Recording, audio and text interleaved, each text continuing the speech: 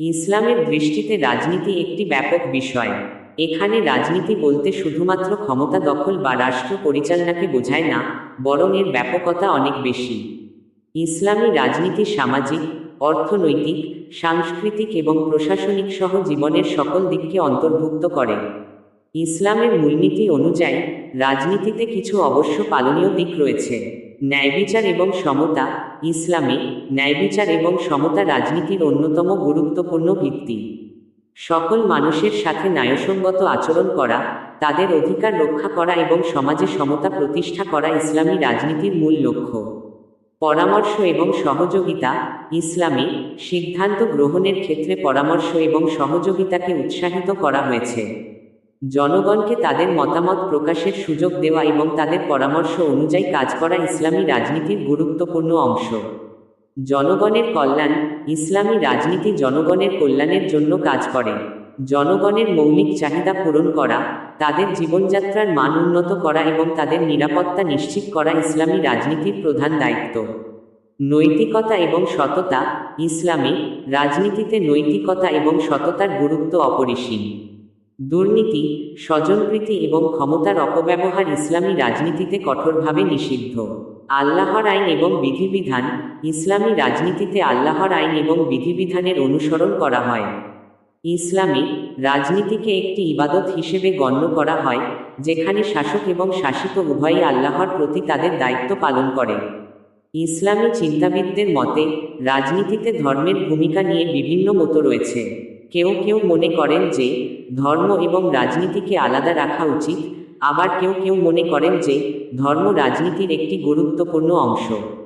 তবে অধিকাংশ ইসলামী চিন্তাবিদ এই বিষয়ে একমত যে রাজনীতিতে নৈতিকতা এবং ন্যায়বিচারের গুরুত্ব অপরিসীম।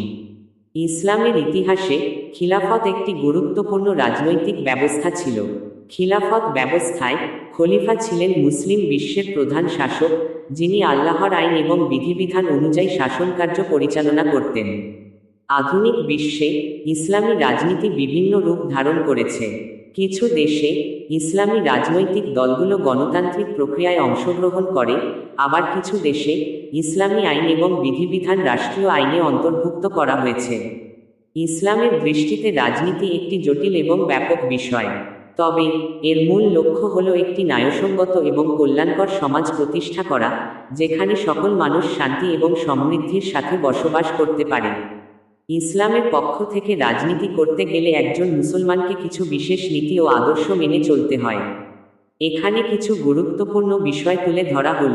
ন্যায়বিচার ও ইনসাফ। ইসলামে ন্যায়বিচার ও ইনসাফের ওপর বিশেষ গুরুত্ব দেওয়া হয়েছে। রাজনীতিতে এর প্রয়োগ অপরিহার্য। সকল মানুষের প্রতি সমান আচরণ এবং পক্ষপাতিত্ব পরিহার করতে হবে। কোরআনে আল্লাহ তাআলা বলেন, যখন তোমরা মানুষের মধ্যে বিচারকার্য পরিচালনা কর, তখন ন্যায়পরায়ণতার সাথে বিচার কর। সূরা নিসা ৫৮। পরামর্শ ও শুরা। ইসলামী রাজনীতিতে পরামর্শের গুরুত্ব অপরিসীম। যে কোনো গুরুত্বপূর্ণ সিদ্ধান্ত গ্রহণের আগে জ্ঞানী ও অভিজ্ঞ ব্যক্তিদের সাথে পরামর্শ করা উচিত। কোরআনে শুরা বা পরামর্শের কথা উল্লেখ আছে, যা ইসলামী রাজনীতিতে একটি মৌলিক নীতি। আমানত ও দায়িত্ব। রাজনৈতিক পদ একটি আমানত, এবং এর দায়িত্ব সঠিকভাবে পালন করা জরুরি। জনগণের কল্যাণে কাজ করা এবং তাদের অধিকার রক্ষা করা একজন রাজনীতিবিদের কর্তব্য। খেয়ানত পরিহার করে জনগণের আমানত রক্ষা করতে হবে। সততা ও স্বচ্ছতা। রাজনীতিতে সততা ও স্বচ্ছতা বজায় রাখা জরুরি। মিথ্যাচার, প্রতারণা ও দুর্নীতি থেকে দূরে থাকতে হবে। জনগণের কাছে জবাবদিহিতা নিশ্চিত করতে হবে। জনকল্যাণ। ইসলামী রাজনীতির মূল লক্ষ্য হল জনকল্যাণ। জনগণের দারিদ্র্য দূর করা, শিক্ষা ও স্বাস্থ্যসেবার উন্নয়ন এবং সামাজিক ন্যায়বিচার প্রতিষ্ঠা করা একজন রাজনীতিবিদের প্রধান দায়িত্ব। শান্তিপূর্ণ উপায়। ইসলাম শান্তি ও সহনশীলতার ধর্ম। তাই রাজনীতিতে শান্তিপূর্ণ ও গণতান্ত্রিক উপায় অবলম্বন করতে হবে। সহিংসতা ও উগ্রতা পরিহার করা জরুরি।